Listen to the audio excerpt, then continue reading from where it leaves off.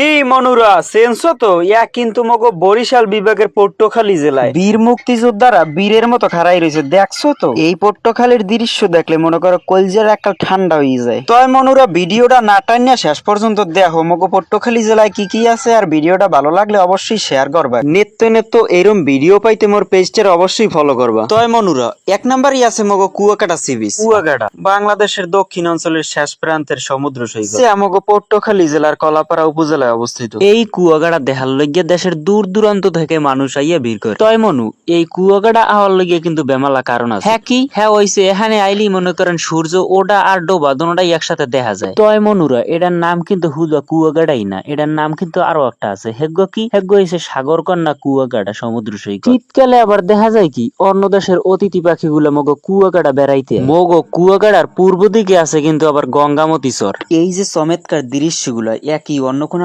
পাইবেন না। পাইলে একমাত্র কুয়াকাটাই পাইবেন। দেখলি মনে করেন চোখ জুড়াই যায়, কলজা ঠান্ডা হয়ে যায়। এই দেখেন একটা জিনিস দেখাই আপনাকে, এই যে কারহাটা দেখতে আছেন ভিডিও করতে দেখতে কি লাফান্ডা লাফাইতেছে, মানে আমনে গো বেবাক্কারে ফ্রিতে নাচ দেখাইতে আছে। 2 নম্বরে আছে সোনার চর। 2011 সালের 24শে ডিসেম্বর এটা প্রতিষ্ঠিত হয়েছিল। 2026.48 হেক্টর জমি নিয়ে এই জঙ্গলটা গঠিত।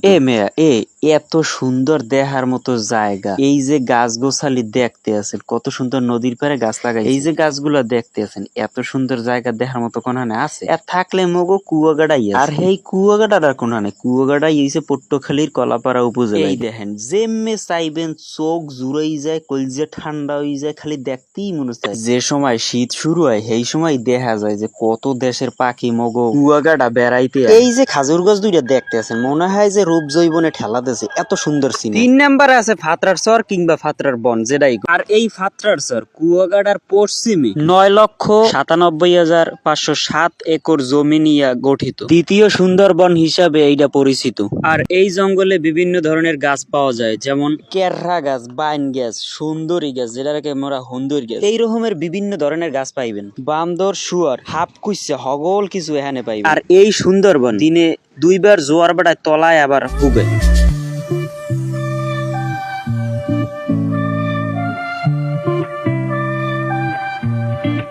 4 নম্বরে আছে পায়রা লেবুখালী ব্রিজ। আর এটা মগো পটুয়াখালী জেলার পায়রা নদীর রূপে নির্মাণ করা হয়েছে। আর এই সেতুটা নির্মাণ করা হয়েছে দেখে মগো দক্ষিণ অঞ্চলের মানুষের, মানে মগো কুয়াকাটার মানুষের যে কতটা ভালো হয়েছে চলাচলের লইগে, হ্যাঁ আমনে গো কইয়ে বুঝাইতে পারবো না। আর এই ব্রিজটা নির্মাণ করা হয়েছে পর হইতে গনে যে কত দর্শনার্থী আইছে দেখতে, হ্যাঁ আর কি কম, হ্যাঁ তো আপনারা ভালোই জানেন। আর এই সেতুটা দেখতে কিন্তু ওই যে চিটাগাং যেটারে আপনারা চট্টগ্রাম কন, আর এই সেতুটা দেখতে চট্টগ্রামের কর্ণফুলী সেতুর মতোই। মগো পটুয়াখালী জেলার দর্শনীয় স্থানগুলো দেখলে ও আপনার খালি দেখতেই মনে চাইবে, চোখ আর নামাইতে পারবেন না।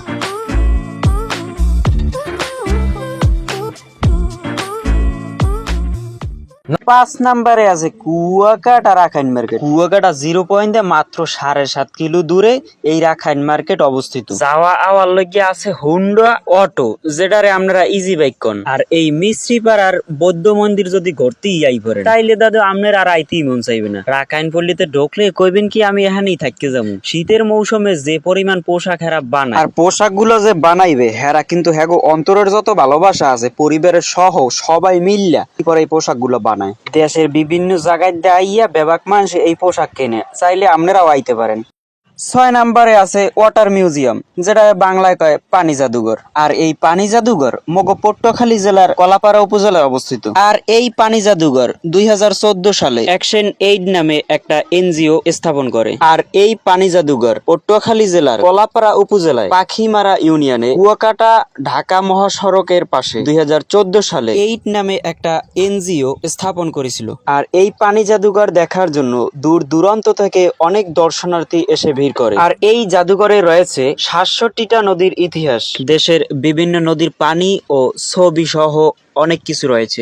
7 নম্বরে আছে মসজিদ বাড়িয়া শাহী মসজিদ। এই মসজিদ কোমনের কইতে পারেন তো, এও কিন্তু মগো পটুয়াখালী জেলার মির্জাগঞ্জ উপজেলায় অবস্থিত। আর এই মসজিদগুলো নির্মাণ করা হয়েছে প্রায় 550 বছর আগে। সুলতানি আমলের মুসলিম স্থাপত্য ও ঐতিহ্য গৌরবময় ও ইতিহাসের সাক্ষী হিসাবে রয়েছে। মসজিদের নাম অনুসারে এই এলাকার নামকরণ করা হয়েছে। মসজিদ বাড়িয়া শাহী মসজিদের শিলালিপি থেকে জানা যায় 1465 সালে ইলিয়াস শাহী বংশের নবাব রুকনুদ্দিন বর্গকে আমলে খানি মুয়াজ্জেম উজিয়াল খান এই মসজিদটি নির্মাণ করেন।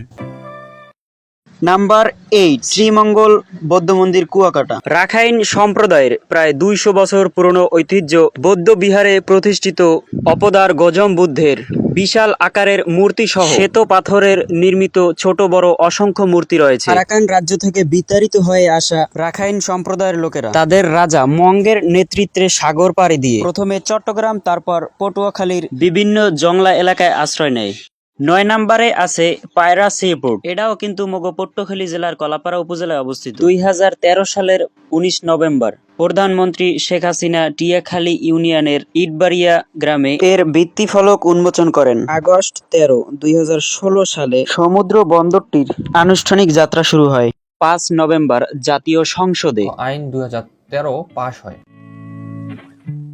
10 নম্বরে আছে জাউতলা পট্টখালী। জাউতলা পট্টখালী এমন একটা জায়গা, এখন মনে করেন পার্কের রূপ নেছে, এত সুন্দর জায়গা। এই জাউতলার সেলফি রোড দেখার লইগিয়া বিভিন্ন জেলা উপজেলা লোক আইয়া ভিড় করে। সুযোগ পাইলে কোনো সময় আইয়া পড়েন, একটু পট্টখালী ঘুরে যাইবেন। আর পট্টখালীর লোকজন আপনারা অবশ্যই ভিডিওটা লাইক, কমেন্ট ও শেয়ার করে দেবেন। আর আপনাকে পট্টখালী কি কি আছে সবাইরে দেখার সুযোগ করে দেবেন। আর আগামী ভিডিও কোন উপজেলা নিয়ে আসবে সেটা আপনারাই কমেন্টে বলে যাবেন।